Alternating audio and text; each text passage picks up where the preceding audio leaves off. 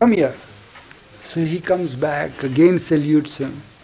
He says, you remind me of one thing that happened to me. You know, I was in search of also a treasure. And in my search, I did get, you know that thing that is called the touchstone? He tells him, he says, yeah, I've heard about it. But is there anything like that? He says, sure, there is a thing like that. That if you get the touchstone, and if you touch any base metal, that base metal turns into gold. And I did find that touchstone. And if you have that, it's wonderful. You'll become the wealthiest person in this world. And I did find that. And you see that yonder hill that is there, the trees that are there, I had found there. I had found there, it's thrown out there by me. Of course, I didn't care for it, I threw it out. So go there, you'll get it. So he says, it's wonderful. So he goes there. Now he forgets about his job and everything. This enlightened person has told him to get, the stone is there, lying there. So he goes there, he goes on touching a piece of iron somewhere, and sure enough, after a fortnight of it, it did happen. The whole thing got transmuted into gold. And he is holding that stone in his palm, and he is ecstatic with joy. He loses his consciousness and he drops, swoons, because he is overpowered with joy.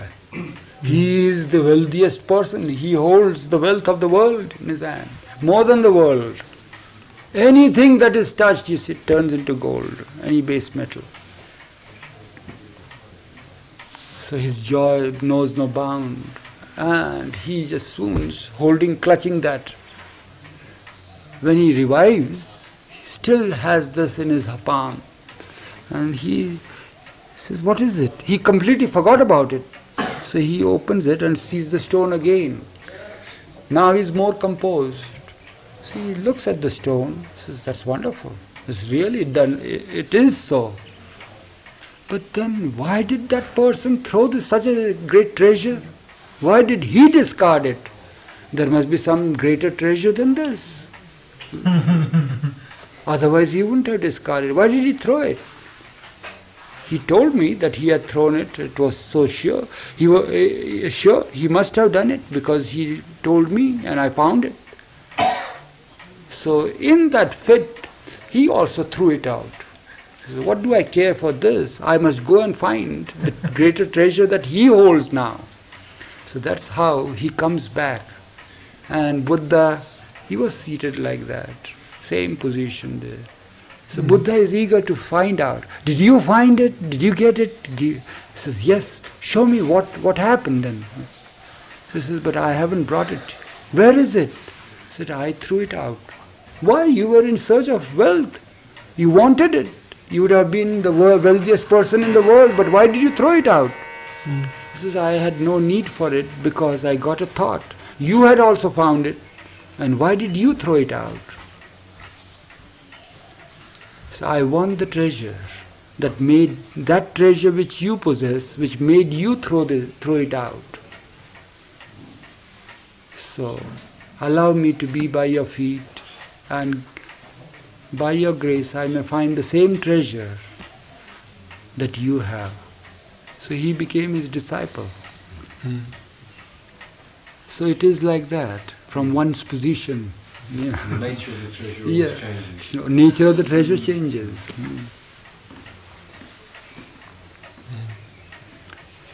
At that time it was for him, that was the wealth, that is the treasure. For Buddha it had no use. So treasures also have their worth. And they become priceless and they become worthless.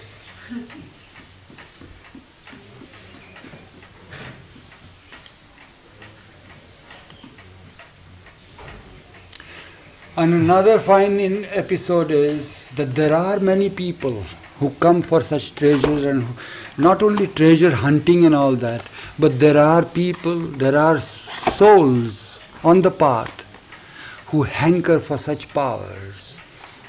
They are also treasures. To raise the dead, to kill somebody, to create an earthquake, to create havoc and disaster, to stop floods, to do this and to do that, and get rain, you see. Although we are in dearth, you see, we want such people here at Mehrabad, you see. But then unfortunately Baba has discouraged such things. So, but there are people in the world, and there was one, there's a fine humorous story about it. There was one such person who was genuinely in search of such powers. And he also knew what he should do. He knew that if he were to sit at one place on one spot, you see, and if he were to just dedicate all his thoughts and feelings, channelize them in the right direction, he can earn the pleasure of the Lord, and the boon can be given to him. So he sat on a stone, there was a nice big stone there, and he sat in total worship of the Lord, meditating, concentrating on Him. 1 year, 2 years, 6 years, 7 years, 12 years passed by. And he begs of the Lord. One day he says, "My Lord, for 12 long years I have been yearning for you to express your pleasure and do me justice. I have been here longing and hankering for you, for your pleasure. Do me justice." The voice comes, "I am well pleased with you. Ask what you want. I only want that you should dispense justice. Please, I have been sitting here for so many years. Now it's for you to give me what you want." He says, "I am well pleased with what you have asked me. You want me to do justice, and I will do. I shall do. Justice demands that you have been a burden on the stone for 12 long years. So put that stone on your head." So this is the worth. This is another angle, you see. How unworthy these things are, you see, in the eyes of the Lord. All these 12 years he had been just a burden on the stone. Nothing more than that. Hankering for that power, you see. Of what use is these things? Justice demands that you have been a burden on the stone. Now it's your turn to take the stone, release him of the burden and get it on your head. This is what justice says. You know, when I was in Boston as an art student, I met a woman, an older woman, who I learned years later was loved Avatar Meher Baba, but she never mentioned his name. And she said to me one day, "You must go into the Museum of Fine Arts and go and search in such a room. And there's a particular Buddha in there I want you to see." And I said, "Oh great, I'll go and draw him."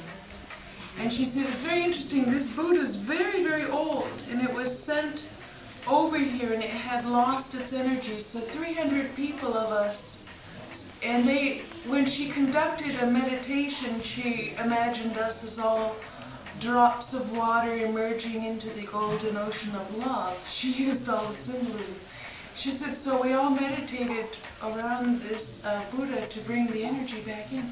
So I said, okay, I'll go. And I went. And it was very funny. See the way Candy is sitting now? Mm-hmm. This Buddha was sitting just like that, only like this, with one leg down, like this. And he had a very large, beautiful mustache and black hair and a special twinkle in his eye. And he was sitting like that, just like Baba. Mm. And he was very, very old. And usually when you think of a Buddha, you think of him in the Lotus Sutra. So I just thought of that when you said that story. How could it be correlated with the story? Who knows?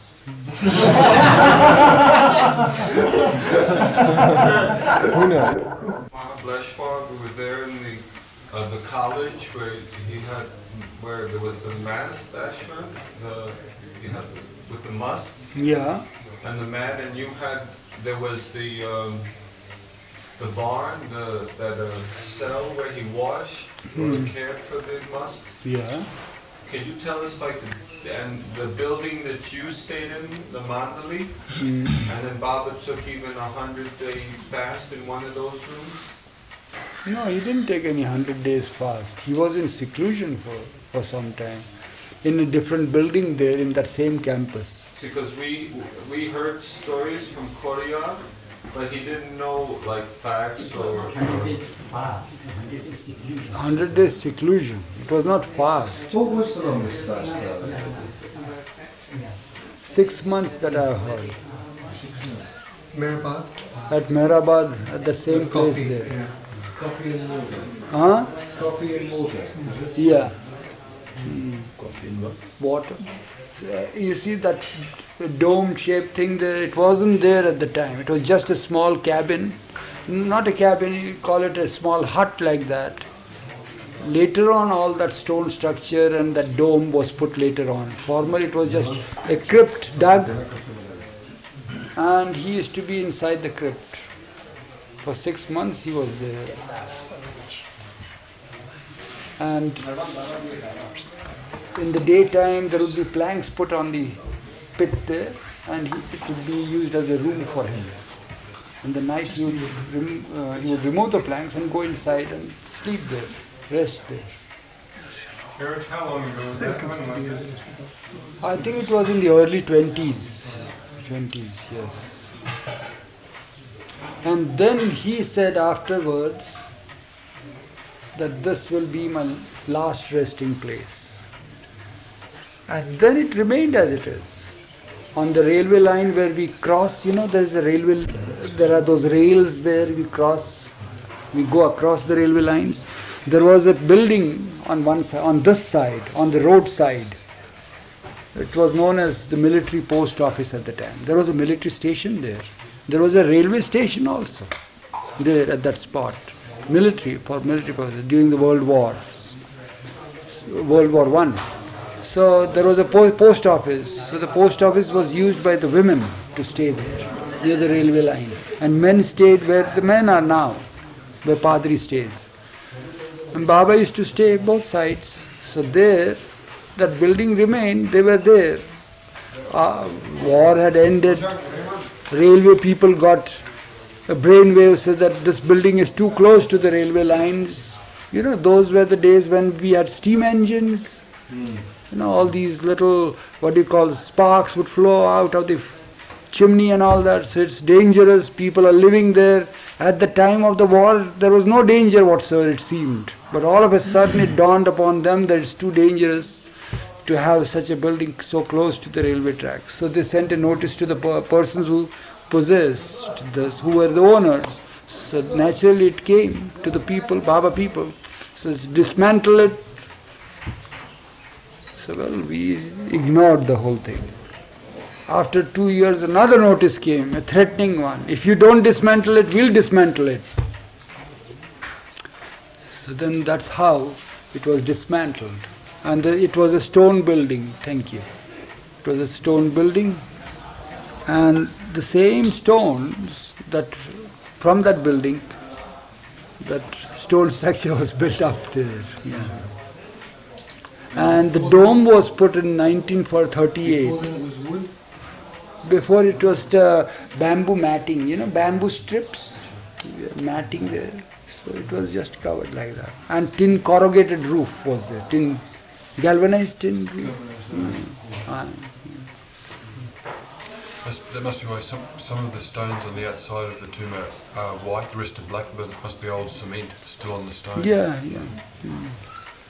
We have cleansed it. Then what happened? They whitewashed the whole thing in the early years. Yeah, I remember that. So then that was scraped off and kept it in the original now. Was that pit dug under those instructions? Yeah. There was another cave also prior to that. A cave, which position, how will they know? There he is there. Architect is there. Where is the cave? Can you tell them? As you go the hill, approaching the compound wall, you go to the left to get to the Samadhi. If you went to the right, there's a kind of peninsula out there with a bit of a cliff toward Ahmednagar, and it was in that cliff lake. It was? It was, yeah. It's not now. We really don't know where it is now. Padre thinks it looks like it might have been there, but we can't really tell. It's eroded now. Yeah. Yeah. And there were intricate paintings in the crypt, weren't there? In the tomb itself, there are good paintings were there in the crypt. Later on, in 1939, Helen Dahm from Switzerland had come. 38. So she started there, and nice painting was there. Inside the crypt also. It was a different style to the... Was it a different style rather Yeah, than the ones... yeah. There was a different style of painting to the ones inside the tomb? The painting that was in the crypt? No, what she had in the crypt were mostly sort of like flowers. Garden. I saw it this morning. You haven't seen the pictures? I saw it myself. No, you had seen it yourself. I remember it because... Yeah, but they are flowers. I remember Stalks I was really and struck by there was a sign saying thou shalt not step down or something. I remember when I was, as a child, the power of that really struck me.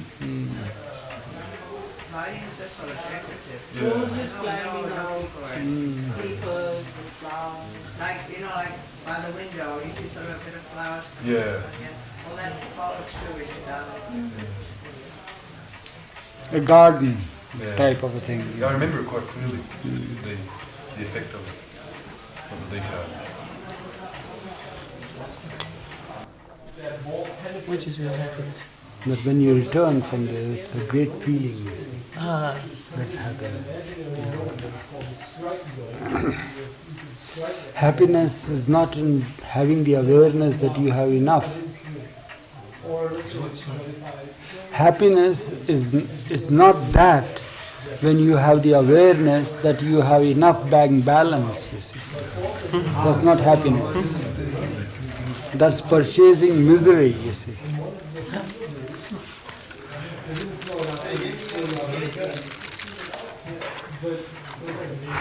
Happiness is that which she said just now. What a feeling it was when I left the hospital.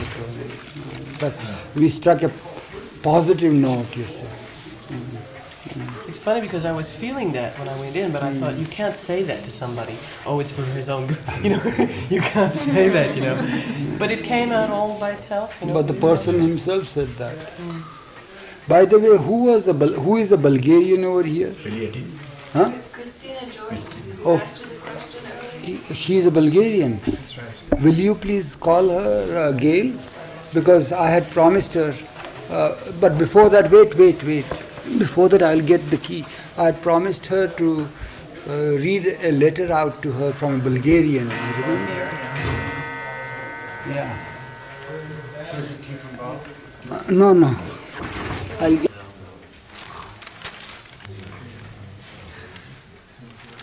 From Boris Georgioff, Rugby, Barrytown, USA.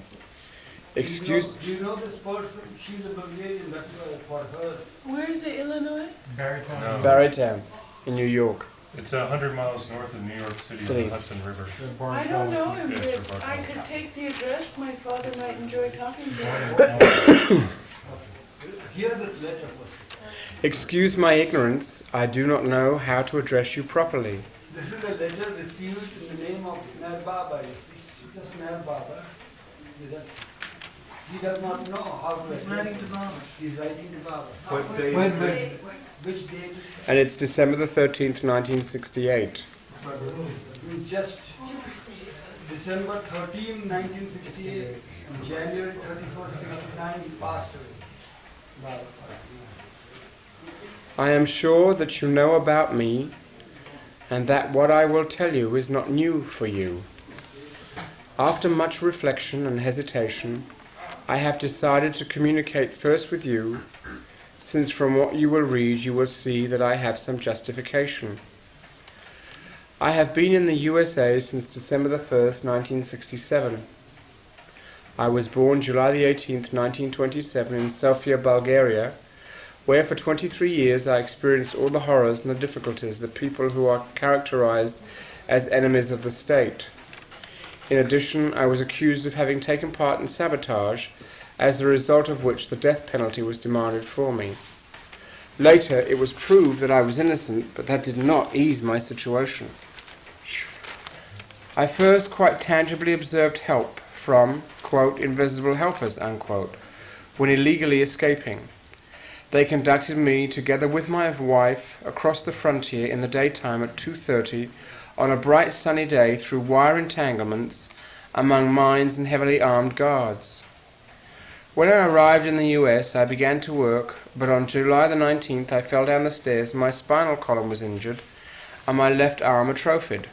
I was immediately operated. 2 months later, my wife underwent a very complicated operation for a tumor. Medical care here may be the first in the world, but at the same time it is terribly expensive. Thousands of dollars are needed for one not very complicated operation and medicines. A few days ago, I was told that I would soon have to undergo the same operation again. This was truly a very great trial for me. Then, unexpectedly, there occurred what is actually the subject of this letter. I don't know whether to call it a miracle or a vision, and if I had not been fully conscious, I would not have seen it myself. During the night of November the 26th and the 27th, I was awakened by a strange noise. The next moment, the room was filled with a blinding light, in the center of which I saw a completely normal human figure, which pronounced in pure Bulgarian, "Do not fear, do you recognize me?" "Yes," I answered mechanically, "you are Meher Baba." I must confess that I had known nothing about the bearer of that name, although it is true, about 4 months ago, I merely heard it pronounced without any other details. What led me to answer immediately, I thus cannot still understand. The human figure, with a kind glance and meek words, continued, "Believe firmly, I shall help you." It became dark again. I heard the same strange noise, which also awakened my wife. She found me in a state of feverish excitement which lasted 2 days, like a frenzy or a trance. All this impels me to see a means to get in touch with you. I now already believe deeply that you will help me. I will joyfully wait to receive your instructions. My greatest hope is, if I can, to be of service to you. Yours sincerely, Boris Georgioff.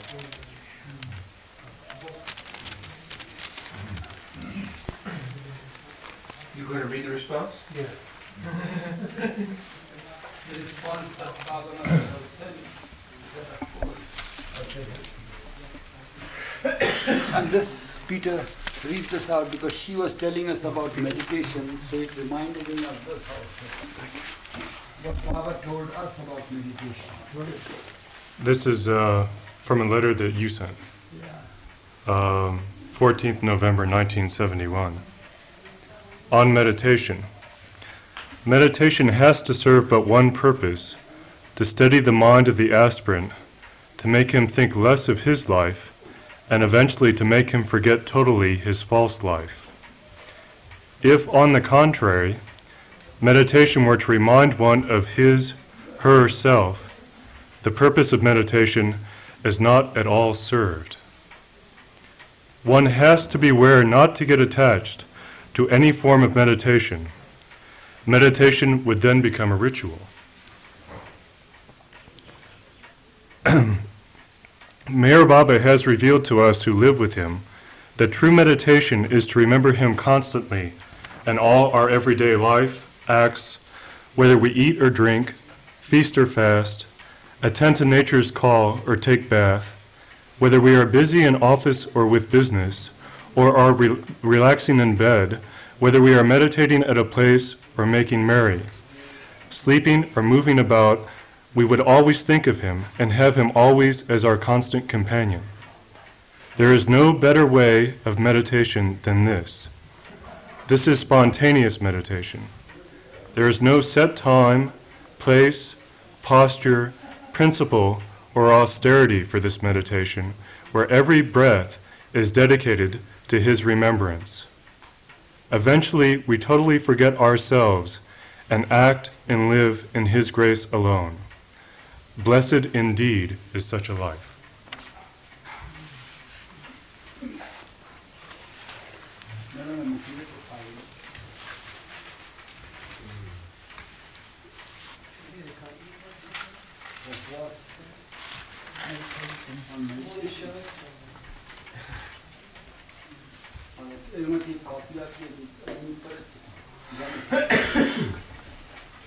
So, Dina, one day we were playing cards with Baba. You know, he used to play cards. He used to enjoy playing cards also. We enjoyed too to play with him. And one day we were in the midst of playing cards, and all of a sudden he threw the cards on the table and he says, "Stop the game now. It's for you." It's for me. Oh, thank you. Yeah, you ask and They have a copy machine there.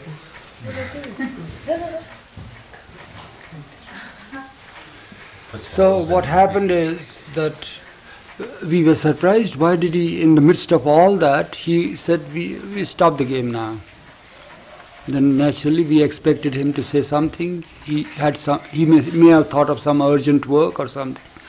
So on the contrary, he said a thing which he never encouraged us to do. He says, "I want you all to meditate. Meditate. Meditate." For years together we have been with him and he never spoke a word on meditation about it. And all of a sudden he wants us to meditate. All right, we'll meditate because he wants us to. But he didn't stop there. He says, "I want to meditate the way that I want you to meditate." And then it was evening time, almost dusk you may call it. He says, there was a compound there. He says, 5 of us were there, and Baba was the 6th partner. Means altogether it must be even numbers, you see, 6 or 4. So we were 6. So 5 of us were there. So Baba told us to select our places outside there in the compound and go and sit there. And first relax, he said. Relax means just settle down and remain relaxed. And then when I give you a clap, that will be the sign when you shut your eyes. And then you just feel settled, that's all. Remain quiet and just relax, relax, relax. When you hear the second clapping, then Baba says, bring before your mind's eye this concept of God that is nothing but effulgence. Effulgence. Yeah. That is brightness, brilliance of brilliance. So, because God, for the mind, how the mind sees it is nothing but as effulgence. If mind ever can see it, when it sees it, it identifies it as effulgence. So it is, we are dealing with the mind now. You follow? Yeah. So he says, know one thing, that mind will see it as effulgence. So bring before your mind's eye that effulgence. And God being infinite, naturally cannot begin anywhere. It cannot have, it's like an ocean of, infinite ocean of effulgence. So cannot have any beginning, cannot have any surface, cannot have any bottom, no directions, nothing.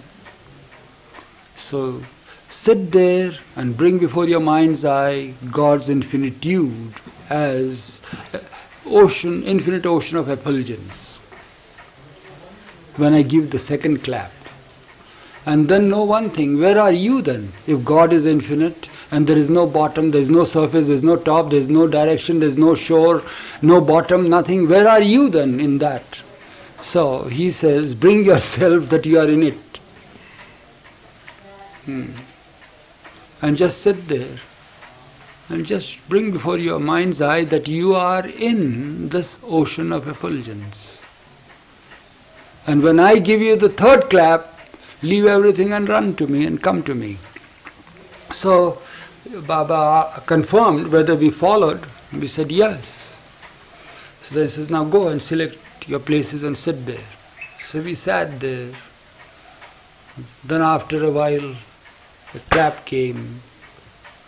So then of course we shut our eyes and we calmed down and really relaxed and all that. After a couple of minutes there was another clap. So again, as Baba had told us, we brought before our mind's eye. We tried to imagine, of course. We can't bring anything. There's nothing to be brought. So we imagined, we brought before our mind's eye the effulgence, which is infinite. There is no limit. There is no shore to it. Limitless, shoreless, fathomless. And brought ourselves in the midst of it. We were in it. And we felt very happy about it, joyous about it. Felt great calm and peace. And no sooner, it must have lasted for about 3 more minutes. And then another clap. Finish, leave everything and come to him. He says, that's meditation.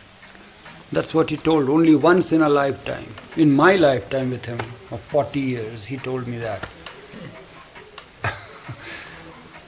But this is what we gathered from him. Real meditation is spontaneous meditation all the time. Remember me. There's nothing. Get yourself lost. And you might ask us a question. It says, well, he tells us to remember him when we are in the office and, well, when we do